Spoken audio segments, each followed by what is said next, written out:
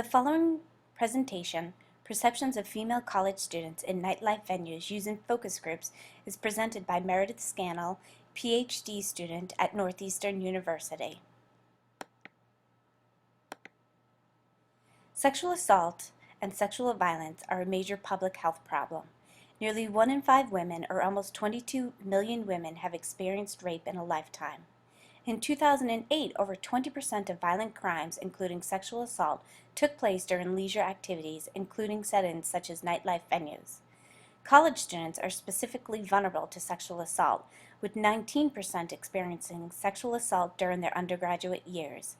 To date, little is known on specific nightlife venue factors that affect those at risk, female college students, and if there are different risk factors within nightlife venues.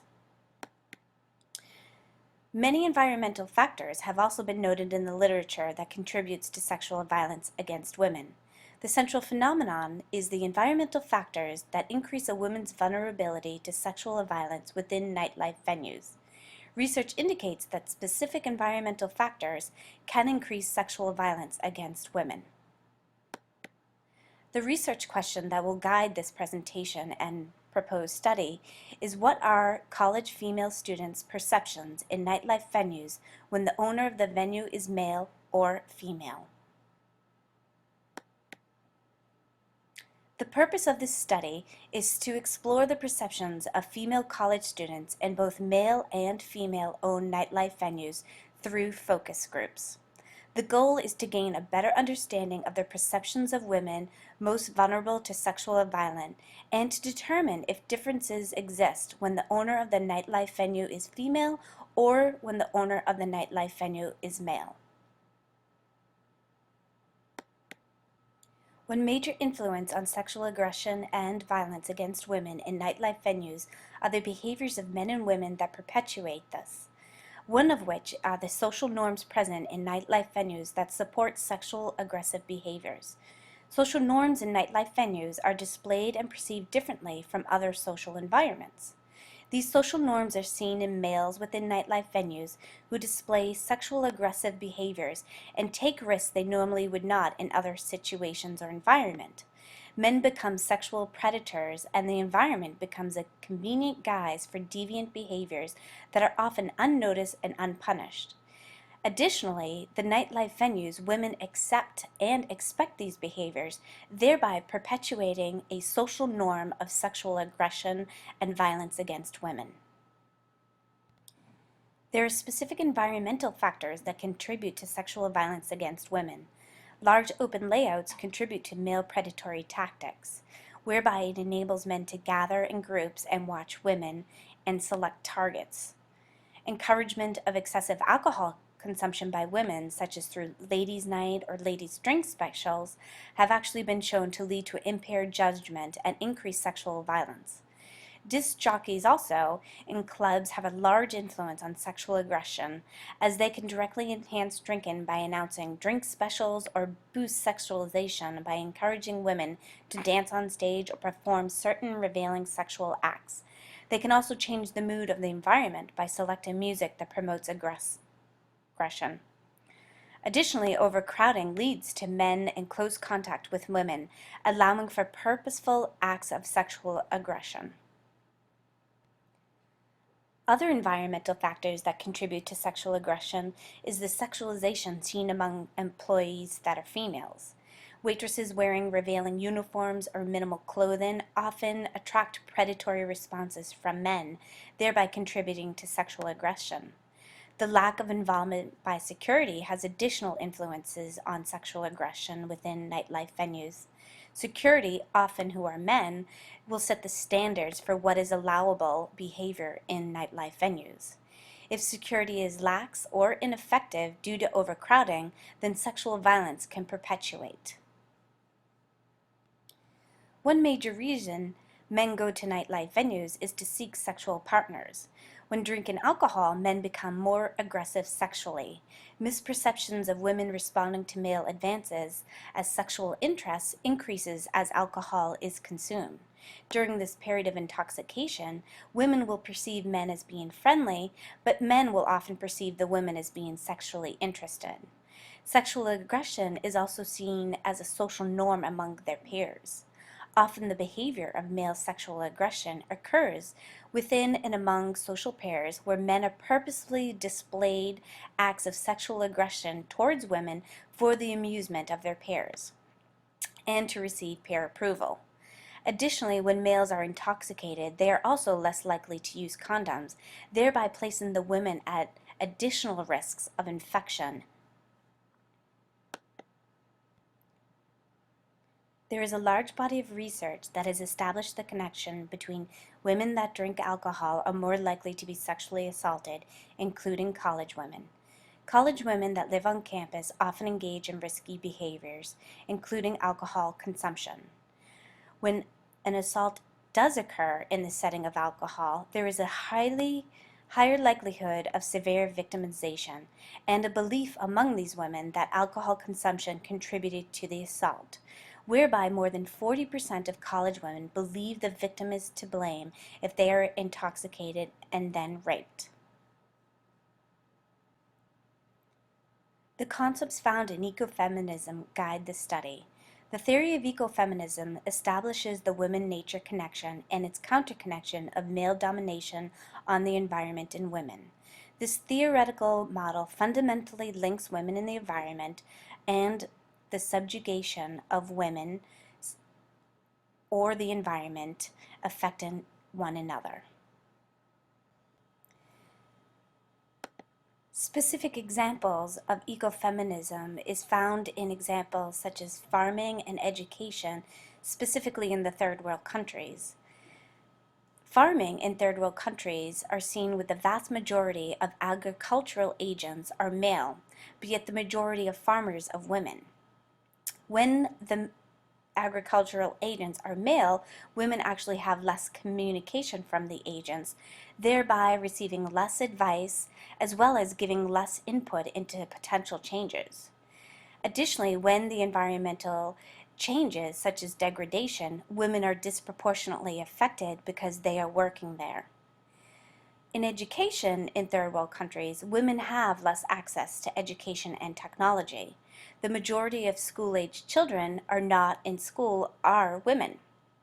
Uneducated and illiterate women have less opportunities to earn money and limits their potential to farming, running households, and sex work.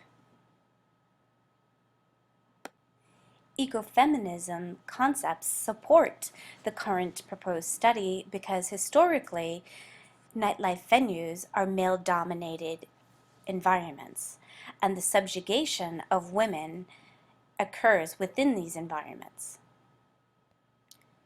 A pilot study by Scannell in 2013 explored differences among nightlife venues where the owners were either male or female, and this gave insight to some differences that were consistent with concepts of ecofeminism. In the pilot study, conceptual categories were prevalent in some of the focus groups that were consistent with the theoretical concepts in ecofeminism, some which include feeling safe within a female-owned nightlife venue, as well as a level of comfort. And within the male-owned nightlife venues, concepts such as sexual aggression and sexual interest were a theme.